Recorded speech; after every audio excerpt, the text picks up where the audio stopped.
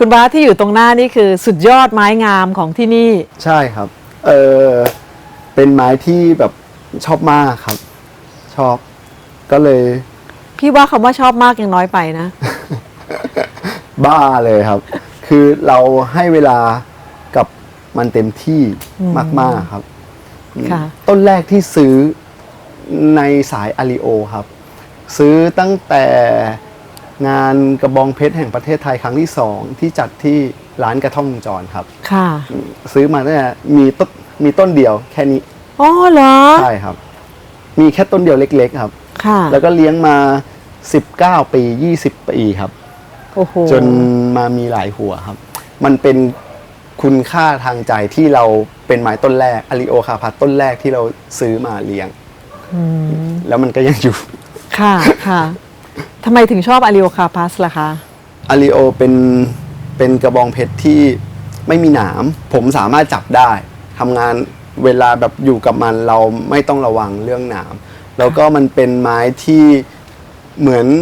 อนก้อนหินนะครับ มันดูแปลกดีขลังดีครับ มันเป็นอะไรที่ขลังมากครับ ก็เลยเริ่มชอบตั้งแต่วันแรกที่เห็น แล้วก็เลี้ยงเขามาเรื่อยๆจนถึงทุกวันนี้เลยครับ ค่ะ แล้วโลโฟโฟล่านี่ล่ะคะ โลโฟฟอร่าก็เหมือนกันครับ คือไม่มีหนามเหมือนกัน คือเขาจะแบบน่ารักคือสวยแบบนุ่มๆแล้วก็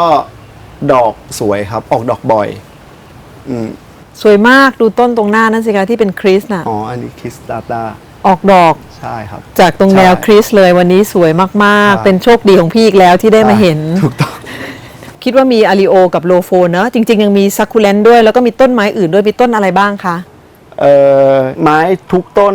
ที่นี่จะเป็นไม้ที่ผมชอบแล้วอยากจะเลี้ยง แต่ผมจะโฟกัสไม้เป็นอย่างๆไปครับ คือสมมุติเราเริ่มแรกคือชอบอาริโอเราก็ทำอาริโอจนถึงจุดหนึ่งว่ามันโอเคแล้ว ค่ะ มันอยู่ตัวแล้ว เราก็จะมองหาไม้ชนิดที่2ที่3ต่อไปอ่ะเราจะลุยตัวนี้ละเราก็ให้เวลากับเขาเต็มที่สังเกตเขาเต็มที่ดูว่ามีความแตกต่างของสายพันธุ์ในชนิดนั้นเป็นยังไง หาข้อดีข้อด้อยของแต่ละชนิด แล้วก็ทำมัน ก็ลงลึกศึกษาเลย ใช่ เนาะ ครับ เพราะว่าผมว่าการจะทำอะไรให้ดีประสบความสำเร็จต้องใช้ความมุ่งมั่น ความเชื่อใน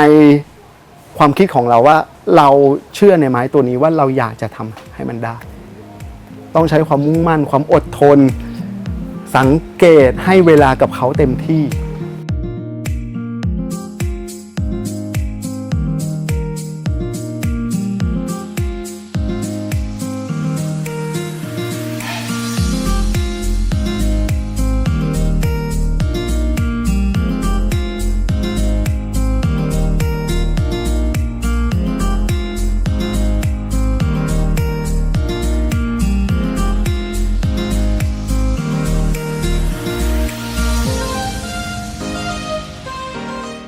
ทำไมถึงต้องมีโรงเรือนหลายโรงขนาดนี้คะ ในโรงเรือน1โรงเนี่ยเราไม่สามารถเลี้ยงไม้ที่เราชอบหลาย ๆ ชนิดให้สวยเหมือนกันได้ครับ ไม้แต่ละชนิดที่เราชอบ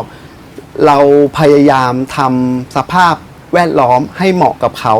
แล้วก็สามารถเลี้ยงเขาได้ออกมาท็อปฟอร์มที่สุดครับ ไม้ก็จะตอบสนองให้เราเห็นเลยว่า อยู่โรงนี้สภาพอากาศแบบนี้เขาเป็นยังไงอวบขึ้นโตผิดทรงไหมบางทีอย่างโลโฟเนี่ยครับสร้างโรง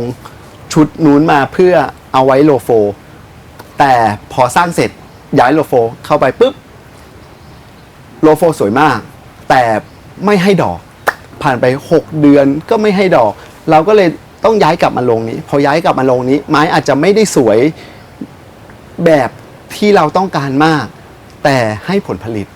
ให้ดอกให้เราได้พัฒนาสายพันธุ์ต่อไปเรื่อยๆครับ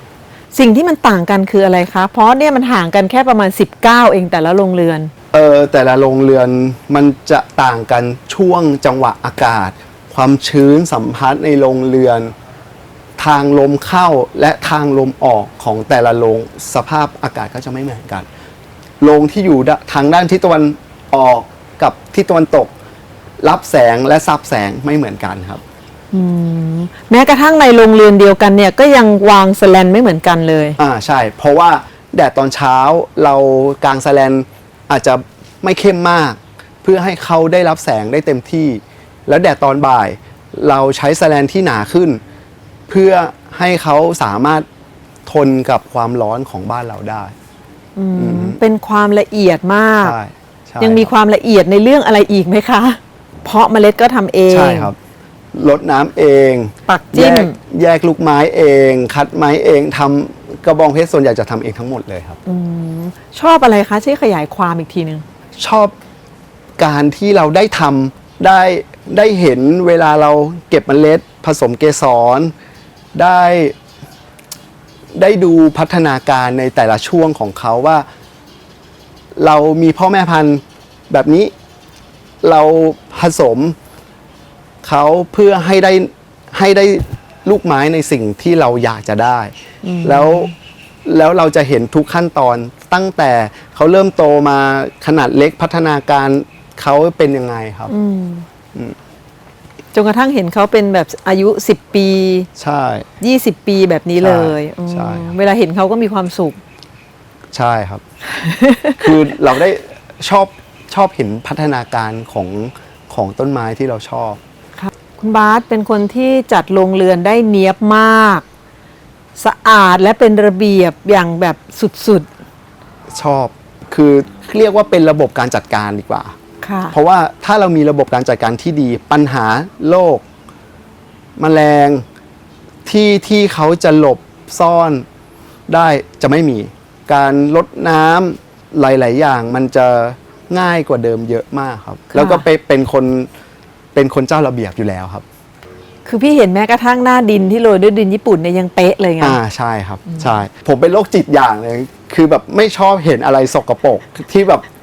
เห็นแล้วสะดุดตาครับมันไม่เนียนไม่ได้เลยครับอย่าไปโรงเรือนพี่นะ ต้องเก็บออกจะถามอะไรตรงไปตรงมามากๆเลยทำไมต้องทำต้นไม้ของสวนตัวเองให้เป็นไม้สวยแบบท็อปฟอร์มในเมื่อไม่ต้องท็อปฟอร์มก็ขายได้อันนี้คือผมอย่างแรกเลยเป็นคนที่แบบชอบอะไรยากๆชอบอะไรที่คนอื่นเขาไม่ค่อยมีแล้วชอบความเป็นที่สุดครับชอบความเป็นที่สุดคือเราอยากทำเราอยากขยายพันธุ์เป็นความชอบครับชอบเลยครับชอบความไม่ธรรมดาครับค่ะมันเริ่มต้นจากชอบแล้วก็มีความฝันว่าเราอยากจะทำไม้ให้สวยด้วยตัวเราครับคุณบาสเบื้องหลังความสำเร็จอันนี้เริ่มตั้งแต่ตอนเด็กๆไหมคะใช่ครับอาทิตย์แรกที่เราเจอเป็นยิมโนเป็นไม้ที่เขาขายตามท้องตลาดทั่วๆไปต้นละ10 บาท20 บาทพอเราซื้อกลับมาที่บ้านปุ๊บเราดูแล้วเราก็เริ่มหาข้อมูลว่ากระบองเพชรมีกี่ชนิดมีกี่สายพันธุ์เปิดรูปไปเห็นอาริโอคาพัสลิฟวิ่งล็อกคือต้นไม้เหมือนหินแล้วมีเสน่ห์แล้วเขาบอกว่ามันยากมันโตช้ามันหลายๆอย่างมันเป็นอะไรที่ท้าทายเรามากครับอาทิตย์ที่2ปุ๊บผมดูแต่อาริโอเลยครับ แล้วก็เ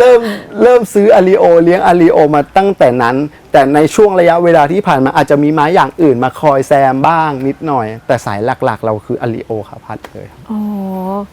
โชคดีได้รู้จักกับพี่ในวงการคนหนึ่งบ้านเขาอยู่ใกล้ๆบ้านเราก็ด้วยความชอบยังไม่ได้มีเงินที่จะสามารถซื้อต้นไม้เยอะๆแต่เราชอบเราก็ไปช่วยเขาทำงานไปคือเรามีความสุขกับการได้ทำได้ฝึกทำเราเก็บเกี่ยวประสบการณ์จากตรงนั้นทีละเล็กทีละน้อยค่อยๆพัฒนาขึ้นเราช่วยเขาแยกลูกไม้เราเจอไม้สวยๆปุ๊บ พี่ผมอยากได้เขาก็ใจดีคือขายให้เราในราคาถูก เพราะเห็นว่าเราแบบชอบมีความตั้งใจ ค่ะ แล้วเราก็เอามาเลี้ยงจนโตขึ้นแบบสวยเราก็ขายแล้วก็เพื่อเอาเงินกลับมาซื้อเริ่มจาก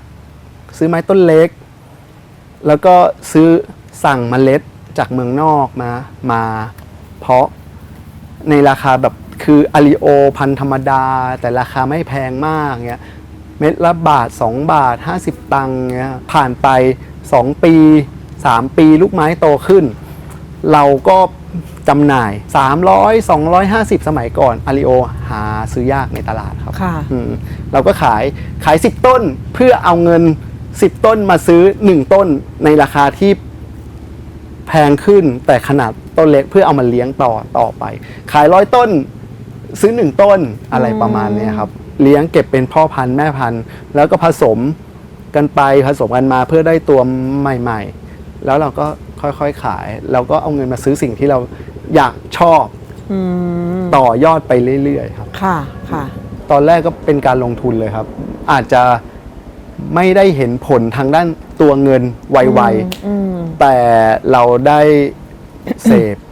ความชอบที่เรามีความสุขอะครับ ค่ะค่ะ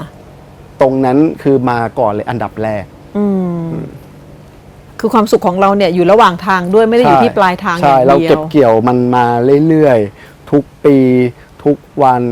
ค่ะ จนวันหนึ่งที่มันสุกงอมพร้อมที่จะให้เราในทุกๆด้านครับ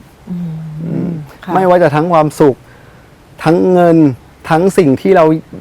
อยากได้ วันนู้นในอดีตเนาะที่ต้องไปทำช่วยเขาทำที่ร้านเนอะแล้วก็ซื้อต้นไม้ราคาถูกที่สวนเขา แต่วันนี้อะที่เคยซื้อต้นไม้มากที่สุดอะกี่ล้าน 2-3 ปีที่แล้ว ผมเริ่มกลับมาตั้งใจเลี้ยงโลโฟ เริ่มกลับมาอยากที่จะพัฒนาสายพันธุ์โลโฟ ผมก็ค่อยๆตามเก็บซื้อพ่อพันธุ์แม่พันธุ์ซื้อสิ่งที่เราอยากจะทำมาทำให้ดีขึ้น ก็ใช้ระยะเวลาในการสะสมพ่อแม่พันธุ์ประมาณ2 ปี 2 ปีครึ่ง ก็ซื้อโลโฟไปที่เห็นอยู่ก็ประมาณ 3-4 ล้านครับ ค่ะ 3-4 ล้าน มันเป็นการลงทุนที่มันจะคุ้มค่าในวันหนึ่ง ใช่ ใช่ ครับ ไหมคะ แต่ว่าผมใช้สิ่งที่ผมตั้งใจทำแล้วมันงอกเงยให้ดอกให้ผล ผมเอาตรงนี้มาต่อยอด ค่ะค่ะ พี่เห็นชัดเลยนะเรื่องแพชชั่นเนี่ย หรือความชอบอย่างมากมายมหาศาลเนี่ยของคุณบาสเนี่ย ใช่ ในเรื่องของต้นไม้ ผมเชื่อว่าการทำอะไรให้คือเราตั้งใจที่สุด เราอาจจะประสบความสำเร็จไว้ หรืออาจจะต้องใช้ระยะเวลาเป็น10 ปี แต่ผมเชื่อว่าวันหนึ่งมันต้องสำเร็จครับ ค่ะค่ะ ขอบคุณมากค่ะ